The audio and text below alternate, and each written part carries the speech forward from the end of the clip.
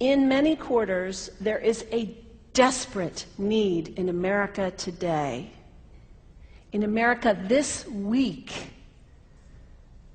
for a healthy dose of religious humility.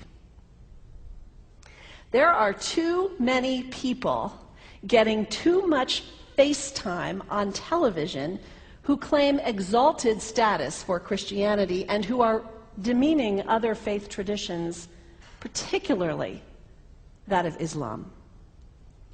And my friends, this has got to stop. The trigger for this latest wave of intolerance is media coverage, many of you have seen it, about a plan to build a Muslim community center 2 blocks from Ground Zero. The center will have a mosque, an auditorium, and a pool.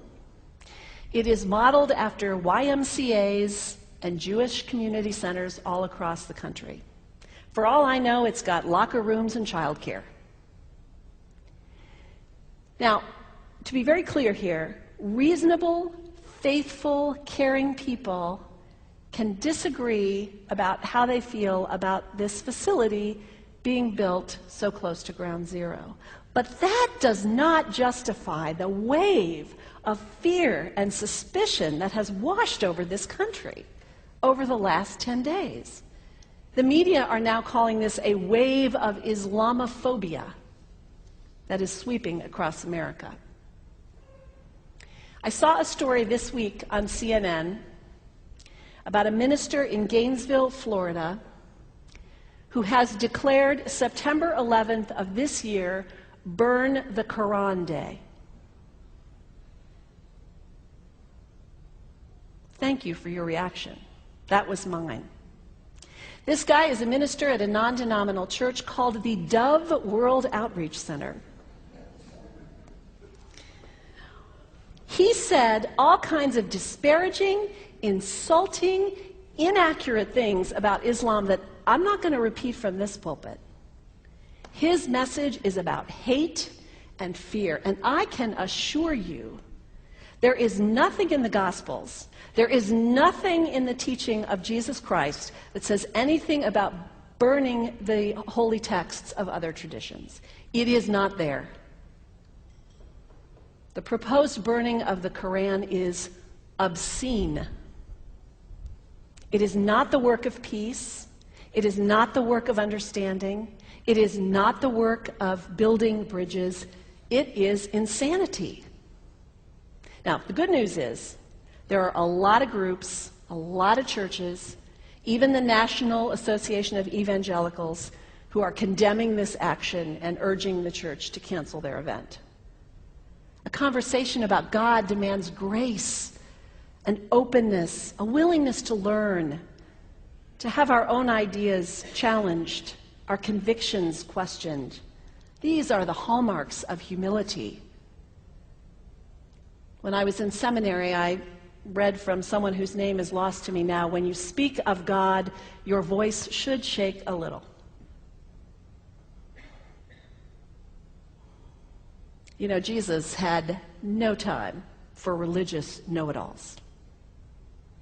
He saved some of his harshest criticism for church leaders, for the Pharisees, the religious leaders who were so certain about who was out and who was in, who was holy and unholy, clean and unclean. Jesus was forever taking all this religious certainty and turning it on its head. And we can only imagine what Jesus would have said about Pastor Terry Jones and his Burn the Quran campaign. I think he would say, this has got to stop. Followers of Islam believe that the Quran is a collection of revelations received by the Prophet Muhammad from God about 1400 years ago.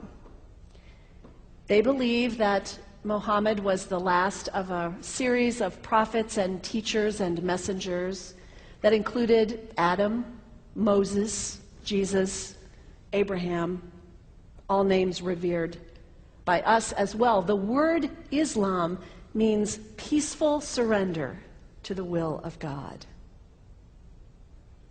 The Quran was written at a time when the Muslim people were being driven from their homes, persecuted, and killed. The Old Testament was written at a time when Jewish people were being driven from their homes, persecuted, and killed. And religious scholars will tell you that most Holy Scriptures have stories of war and violence in them. Throughout history, most faiths have used these texts to justify violence.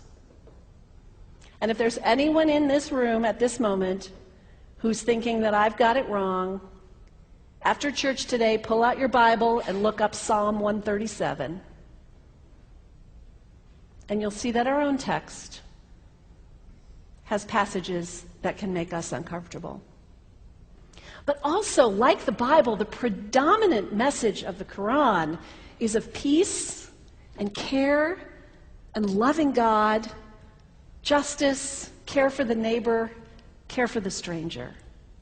In the Bible, we have thou shalt not kill. In the Quran, we have whoever kills another, surely he is killing all of humanity. And whoever saves the life of another, surely he saves the lives of all humanity. These are words of peace, words of faith, words that could save the world if we would take them to heart. The second thing you can do the next time someone sends you one of those emails demonizing Islam, delete it. Don't forward it. Don't participate in the stereotyping. Don't give in to your fear. It's okay to be a little afraid. We all have those emotions. Just don't give in to it. Don't sign on for it. Don't focus on this tiny group of extremists who commit acts of violence. Focus on the hundreds of millions of Muslim people in the world who are people of faith, whose priorities and concerns and families are not so different from your own. And third, when you think of Muslim people, think of individuals. Think of the professor at Ohio State. Think of the engineer at Honda. Think of the teacher at the elementary school down the street. When you think of Muslim people, remember those who died on 9/11, not the hijackers. There was only a handful of them.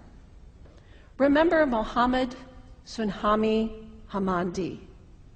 He was born in Pakistan. He came to the United States as a small child with his parents. He played high school football. He went to college. He became a part-time ambulance driver. He died, this Muslim young man, on 9/11, trying to rescue people and save lives. When you think of Muslim people, remember Mohammed Salahuddin Cloudhurry. He was a waiter at Windows on the World, which was at the top of the World Trade Center. He died that day. His wife had their baby 2 days later. When you think of Muslim people, remember Rama Salih. She was a woman, 28 years old. Her neighbors described her as fun and outgoing and generous. And she died on American Airlines Flight 11, 7 months pregnant with her first child. Remember the founder of the Islamic Circle of North America, who worked in the World Trade Center and also died on September 11th. That same group now is giving away tens of thousands of copies of the Quran in response to the campaign about burning the Quran. In the language of their own tradition, they are spreading words of faith and peace and hope. One of the ladies at the 8:30 service this morning said to me after, maybe we should declare September 11th, buy a Quran and read some of it. It is for us to share our message of love and hope and peace, but let us do it with grace and respect, and above all, humility. God grant us, as individuals, as a nation, as Christians, the humility for this work.